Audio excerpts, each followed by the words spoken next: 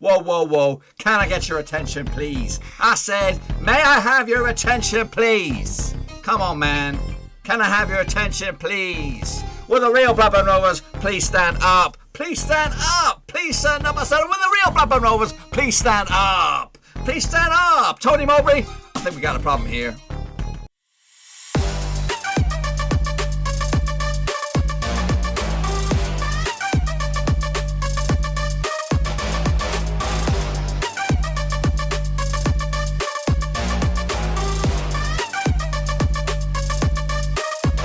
Right, folks, back once again with another match preview. This time looking forward to Watford taking on Rovers at Vicarage Road, and we'll get to that in just 1 second. If you're new to the channel, smash your subscribe button to get back up to date with all things Blackburn Rovers related, Championship related. Whoa, football related, we got it all here.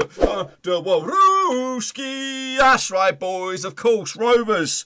Back-to-back blanks, that's right, and back-to-back games without a win. Looking very, very wobbly right here, right now, for Rovers moving forward. But we'll talk more about that in just a second. Of course, my big shout-out to the Patreon gang.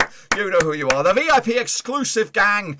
Get stuck into the old description there. If you want to join the VIP exclusive gang, that's Patrons. We are always looking for them, so make sure you check that out. Anyway, folks, yes, Rovers going down to London way to take on Watford again. So let's take a look at that match, because, of course, they're coming thick and fast these days, no mucking about. So let's jump in the deep and take a look at the men that matter. Men that matter. Here we go. The key figures today as Watford lock horns with Blackburn Rovers, of course. Of course, we know Tony Mowbray. He is El Gaffarino for Rovers. He is the man pulling the strings behind the scenes. Of course, his captain will be Darrell Lennon. We know that for sure. And Adam Armstrong is the danger man moving forward. As for the opposition, though, a couple of little surprise packages here. Vladimir Ivic is your man pulling the strings. An unknown for most of us.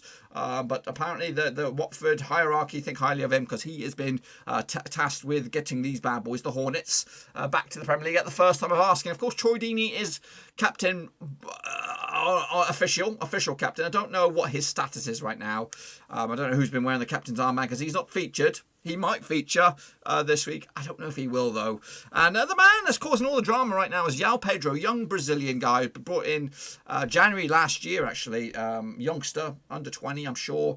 Has been scored a couple of goals so far these days. So, yeah, looking very, very exciting right now is... where did they go? They all buggered off. There they are. I don't know why, but now they wanted to showcase their animation skills. But anyway, those are the two key figures, key sets of figures for both of the opposition. But let's take a look at where we're going to be playing this game then, shall we? Oh yeah, boys and girls, we're going to be taking place right here, wherever it may be, in Vicarage Road. Are we there? We're on our way. Hold on tight. Here we go. Here we go. There we are, Vicarage Road in all its glory. Can we zoom in a little bit on the beautiful stadium that it is? You know what? Do you want to go on a little bit of a tour? A bit of a tour, if I can figure it all out. Because, I used to live down this neck of the woods. In fact, I used to work, not for my main job, but one of my little jobs. Where's the old High Street? Where's the old High Street? High Street's just not far from it. I'm just trying to figure it all out. Where's the old High Street? It's down one of these alleys somewhere, and then you pop down the main street or something. That's not it over there. Where are we? Where it is? Where the bloody hell is it?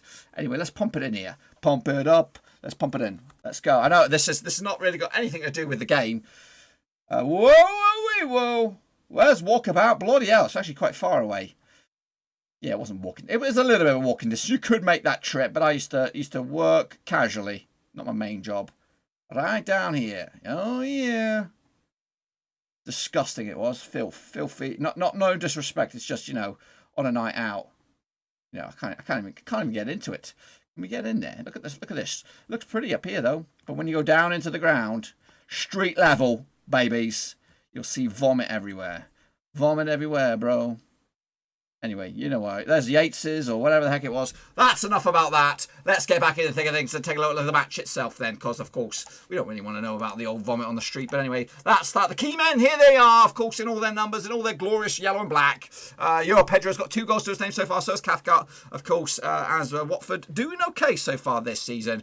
Their assist man is this guy Zema in the middle there. He's got 2 assists so far. Wilmot from the back as well, picking up assists. As for your danger men or your men that likely get a yellow card, red card, Wilmot's up there as well with 3 yellows. Chavala's got 2. Garn's got 1. And Pedro, again, he's in the spotlight. He's got himself a yellow card as well. Look at the stats and figures that make up Watford this season. We already know that they've got 3 goals to the name. 2 of them from open play, 1 from set pieces. And we know, of course, those Pedro and Cathart with the goal scorers. But as for the attacking exploits, 41% of all their attacking avenues coming down the left, 22% down the middle, and 37% down the right.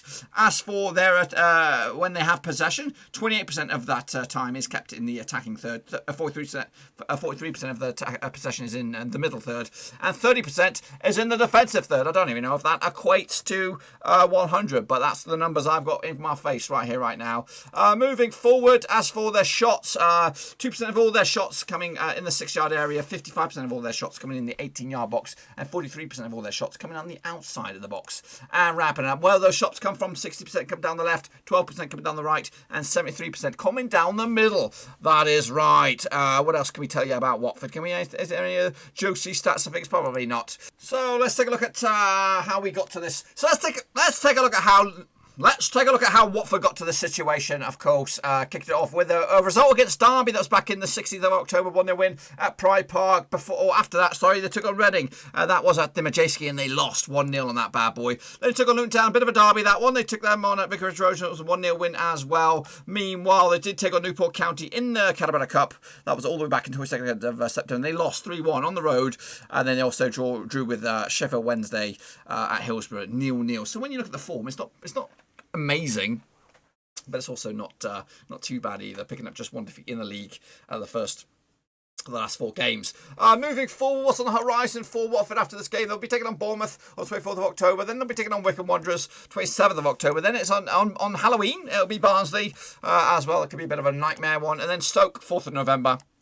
Before wrapping up the 5-game stretch against Coventry. There we go, folks. Let's try and pick a starting 11 for Watford. And let's kick it all off with the main man, the goal-scoring machine at the moment is young João Pedro. He's going to start for me up top. Of course, why wouldn't you not start him? Alongside him could be this fella here, Zima. He's been doing the hard work for him, creating the assists. And they've been playing him up further up top as well. So I'd like to see that as well. Then it's the difficult matter of who you're going to put in your back 4 or your back 5 on this one. You've got Nakaka, who I think has been playing on the right-hand side here, so we'll slide him in there. Cleverly, box standard defensive midfielder. In there he goes. Chabala as well, or Chabala, should I say, alongside him. And Quina has been making up a 3-man midfield recently anyway. Firmina's another option that's probably going to go on the left-hand side here with Wilmot, who did score a goal. So it's been a crucial part of their team so far. Trustkoning as well did start recently, and Kaspali as well. So that's your expected team. Of course, Ben Foster between the sticks, but you do have some big important players that have yet to feature, but of course transfer window slam shut now. Are they going to have their heads sorted on, screwed on? We're talking about Ismaili Sarr here, danger man on the right hand side. He could easily make this a very, very much more attacking looking team. We would probably drop one of these defensive midfielders. I would say Chabala going out there, maybe move Queen over to the left, and Ismaili Sarr, you could probably do that. If you also got an experienced striker, Murray, he probably won't start, but he will probably feature as well, so he could have some minutes as well. Garner as well, another option in midfield. If you want to be a bit more cautious, you can probably remove Queen and maybe have Garner in there and have maybe him in the number 10 role, perhaps. Cleverly on the right. And of course, you've got Cathart, who did open up his account with a goal. I think it was Derby or whoever it was, early doors. So he could feature alongside, Wilmot here at the back. So you know what, you don't. It could be any of that, and of course Troy Deeney as well to be could be a part of this starting lineup as well. But anyway, I'm going to revert back to what we had originally, and I do expect it to be something like this right here. We get Sarr out of the way, can't we? Get him out of the way. Well, we'll just slide him out of the way. So that's what I'm expecting from Watford on this one. But what about Rovers? Let's take a look at their team figures and all that kind of jazz. Let's get into it. Of course, the key men doing the bits for Rovers. Armstrong's got himself 6 goals in all competitions so far. Johnson's got 3. Dolan's got 2. But it's been 2 games without a goal. Assist-wise, Roth was your main man with 2. Racky Costello and Chappers has got 1. This is same as these stats here. These 2 stats anyway are the same as it was after the Derby game. It's been a couple of games now. But the one thing has changed. We've got another yellow card to boot. Nespresso Johnson got himself 3. Lennon's got 2. And Gallagher also picked up a yellow card in that last game against Forest, of course. As to the attacking avenue for Rovers, then let's get into it and have a look at these bad boys, shall we? Of course, we are scoring a fair bunch of goals, or we were. It's gone a little bit quiet these days. But as for the goals, they've come from some through open play, 2 from counter-attacking bits of play, 1 set piece and 1 penalty. As for the attacking avenues, coming down 34% down the left-hand side, 27 down the middle, and 39% down the right. I'll tell you what now, a lot of these stats have not changed a bit. So that goes to show that we need something to change. As for possession-wise, 42% of our possession is in the middle third, 31% is in the attacking third, and 27% is in the defensive third. Moving forward, as for our shots, just 5% within the 60-yard box. That's the Bradley Dack area. Hopefully we'll see him come back. That was probably a dock. I just probably stood on a dock. You might not have heard it. 46% of our shots coming in the 18-yard box and 49% coming on the outside of the box for Rovers these days. And as for where those shots taking place, 21% down the left, 13 down the right, and 66 down the middle. That's right, folks. That is it. What's been on the horizon for Rovers? Of course, we did 5 games ago. We took on Newcastle in the Caterpillar Cup and lost. Good performance, but loss. Then we, of course, this is what we were all talking about and getting excited about. It was Rovers taking a dismantling Wickham at Ewood Park, 5-0 win, and then we followed that up with a 4-0 win against Derby at Pride Park. But subsequently, back-to-back home games. I don't know if that says away, but back-to-back home games without a goal, without 1 point out of 6 is not great. I did say to myself, and maybe to the people that were watching on the old watch along, I wanted 4 points out of these past 2 games, Forest and Watford, and that's not going to happen now. But if we can get 3, I'll be very, very happy. Of course, on the horizon for Rovers, we've got Coventry after this on Saturday. Then it's Reading midweek next week, and then Swansea on Halloween as well. Middlesbrough kicks us off in November, and QPR as well. Now, before we start and take a look at the Rovers lineup, let's take a look at some more about the stats and figures here between these two sides. Now, these two sides that have played each other, goodness gracious me, 28 times in the past. It's actually been 11 wins apiece and 6 draws as well. But the last 6 in all competitions and all venues sees 2 wins apiece as well. 2 wins, 2 draws, and 2 defeats. That's both home and away. Last time they played each other at Vicarage Road was a 1-0 win for Watford back in 2015 in the Championship. Odin Gallo, of course, on the score sheet as well on this one. Between these two, Blackburn actually scored at least 2 goals in the last 3 matches in the Championship. And they come into this, though, in pretty terrible form. Quick look at the record between these two or the last 6 anyway, over at Vicarage Road. Is it again? No, it's not again. It's not like that. The last 5 between these two, 3 wins for Watford, 1 win for Rovers, and 1 draw. The last time Rovers were victorious at Vicarage Road was back in 2001 in the Championship. Marcus Bent on the score sheet. Goodness gracious me. Watford had 2 men sent off. Hyder Helgeson and Page got himself sent off way back in 2001, of course. So it's been 19 years since we were last victorious. So it's going to be something. It's going to take something special for us to get anything out of this game. Of course, our form away from home these days is not great. We played 3 games away from home. Picked up a win though, and the last win was against Derby at Pride Park, 4-0 win. As for Watford, back-to-back home wins for them, yet to concede a goal at home as well. But will that be a little bit different this coming match day? As for Tony Mowbray, of course, the gaffer pulling the strings. He's actually managed against Watford 7 times, winning 4 of them, losing twice, and of course picking up 1 draw as well heading into this. And if you are a betting man, just to let you know the odds on this one, just in case you're curious, 11-10 for Watford, Stone Cold favourites, 13-5 is your away win, and 23-10 is your draw. But very busy on the old transfer market on the transfer deadline day, bringing in a whole host of players. Quite a few loans as well, the likes of Ainsley Pearce, Tribal as well from Tom Tribal from Norwich. To be honest with you, I don't think they'll feature today. They're not in the areas that concern me and probably Mowbray the most. So we might see him on the bench. Of course, they could be registered now, and I do expect probably to get them on the bench. One player I think that might feature just because of set piece lack of quality is Barry Douglas. It will be at the expense of Amari Bell for me. And of course, another player that could feature, if he's fit and raring to go, is this guy, Harvey Elliott. We could probably push him up on the right-hand side. Up against a difficult Watford side here. So for me, I think those two will be some of the changes that we will see this week. Ayala will remain in the back line alongside probably Darrell Lenihan. Or another Ayala. We can chuck another Ayala in there, but we won't. Derek Williams has got the old COVID, apparently, so he's going to be nowhere to be seen. Corey Evans in the midfield, probably. He'll probably remain. Kaminsky, of course, will remain between 6. So Amari Bell will be a member of the bench, I do expect. Darrell Lenihan alongside Ayala as well.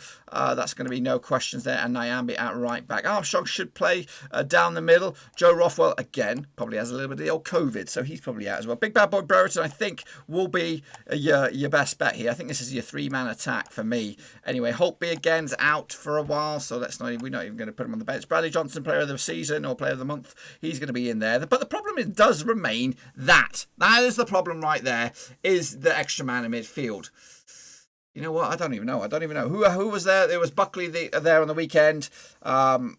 I don't know. I'm trying to look at my team here. I can't really shaft it. So you could very well see three changes in a tribal coming in there just to add a bit of experience in there. There might not be much attacking vigour. That's 3 defensive midfielders. They're up against a Watford team though, so that could be the option. But the other bet would be a Buckley or somebody like that. Rothwell's nowhere near the squad as well. So Tyrese Dolan, of course, the wing wizard. He will be on the bench for me. I think Chappers as well. Rankin Costello would also be a number to be on the bench as well. So I think that's probably your best bet for your lineup for me. And I think it might that midfield trio is the headache. Dax nowhere near. Holtby I don't think's nowhere near. Rothwell's out for another 10 days. Buckley did play. Will he play again? Will he look somewhere else? Would Davenport play? But Davenport's not really the man you want. Anyway, nice moustache there, Tribal. Well, that's what I think will happen, of course, for Rovers. What else do we have on the old horizon then, shall we? Of course, this is the rest of the Championship games. We'll go through them. Huddersfield against Derby County, that's on Friday. Bristol City against Middlesbrough. Coventry against Swansea. Norwich up against Birmingham. Of course, Millwall against Luton Town. Forest against Rotherham. Reading up against Wickham. Of course, the game of the week, or midweek anyway, is Watford against Rovers. At Vicarage Road. Sheffield Wednesday against Brentford. Cardiff City up against Bournemouth. QPR up against Preston North End. Stoke City up against Barnsley to wrap up the midweek fixtures. Moving forward, just take a look at the leaderboard here. Of course, Bristol City lead the charge. Reading are hot on the heels as well. 13 points apiece. Bournemouth, Swansea, Watford and Luton make up your power 6. Millwall, Stoke and Rovers and Brentford make up your top 10. Sheffield Wednesday going down at the moment. Wickham and Barnsley join them as it stands. As for your top goal scorer, Adam Armstrong has actually got some company now with Ivan Toney. Got himself 5 goals so far to boot. Bradley Johnson's up there in 3rd spot. Meanwhile, the best assist makers is Brian Mbemba with 3. Chris Martin's got 3 as well. Dominic Solanke, Ivan Sanchez, Jake Bidwell, Joe Rothwell and the chasing pack have 2. Meanwhile, your main man with the yellow cards, Ben Wilmot's got 3. Bradley Johnson's got 3. Will they actually see red this coming weekend? Anything else on the books? Yeah, we actually got a bit more for you. What else have I got for you? Let's bounce out of here just for a quick second. Of course, you've heard of what I've had to say. What about DigiCast? Of course, she's kind of put a break on her Digi predictions because they're just overwhelmed with work at the moment. So, but she has given us a spare minute of her time to see what she thinks will happen between Watford and Rovers at Vicarage Road. Go away. I mean, don't go away. Come on, DigiCast. Show me what you're talking about.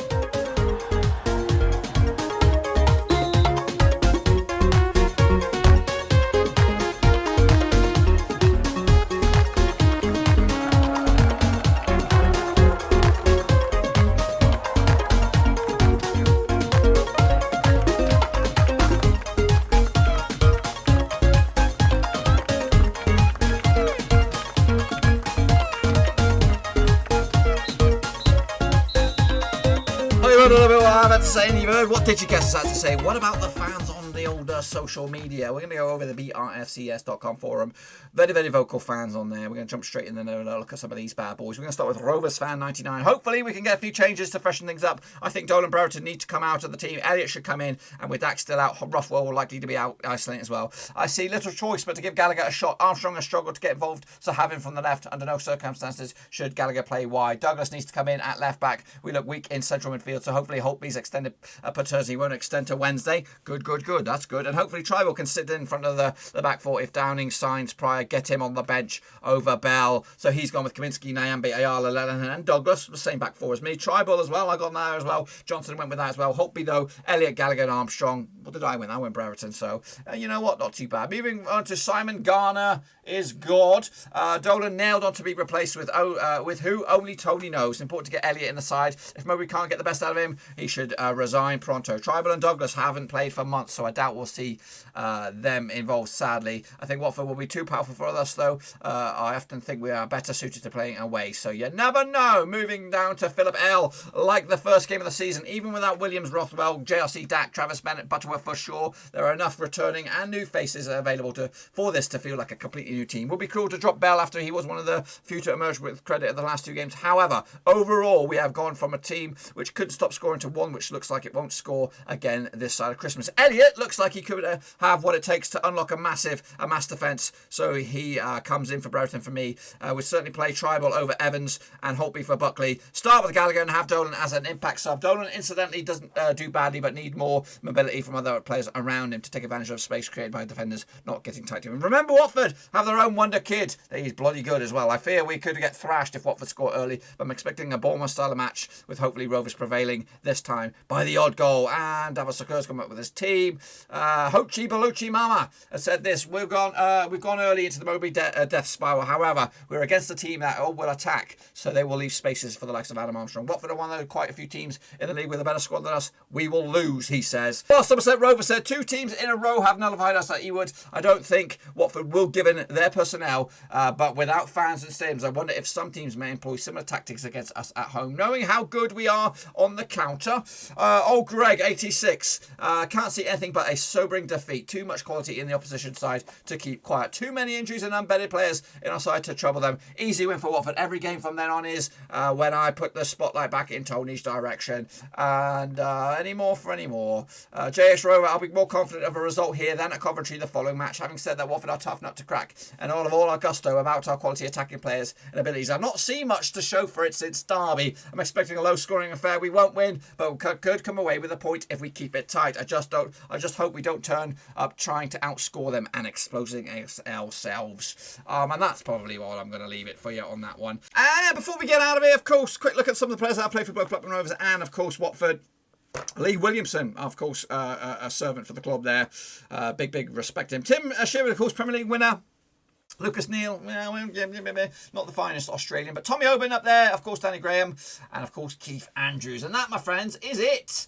Yes, some not the greatest optimism on the OBRFCS.com forum, but for me, I think I'm not that overly impressed with Watford at the moment. They're winning games, yes they are, but they're winning 1-0s. They're not winning 6-0s, 4-0s, 2-0s, whatever. They are grinding out 1-0 results, and I've not seen too much to get too afraid of. I think we could give them a game. I'm not saying that we're going to go there and win. I think there is room for us to in this game. There's 2 teams involved. Watford will be the favourites. We'll come in there licking our wounds. Tony Mowbray will give them the hairdryer treatment, I hope. Of course, hopefully we'll see some fresh players in there getting in there to start to stake their own claim for starting berths. It's going to be a difficult game, no questions asked, but I do expect Rovers to give a better performance than they have done the past couple of games. Anyway, I'm going to get out of here. Be sure to give this video some love and smash that thumbs up. Of course, smash the subscribe if you are new videos every single day. No watch along this week. Of course, some people have to work. That includes me, but I'll be watching on the down low, so don't worry. I'll be keeping up to date with all the action and all that kind of stuff. But we will have a watch along for the next game against Coventry next weekend. But until then, hopefully you enjoy the video. I'll see you all very soon. Make sure you check out the description down below. Links to my other social media platforms are in there: Twitter, Facebook, and of course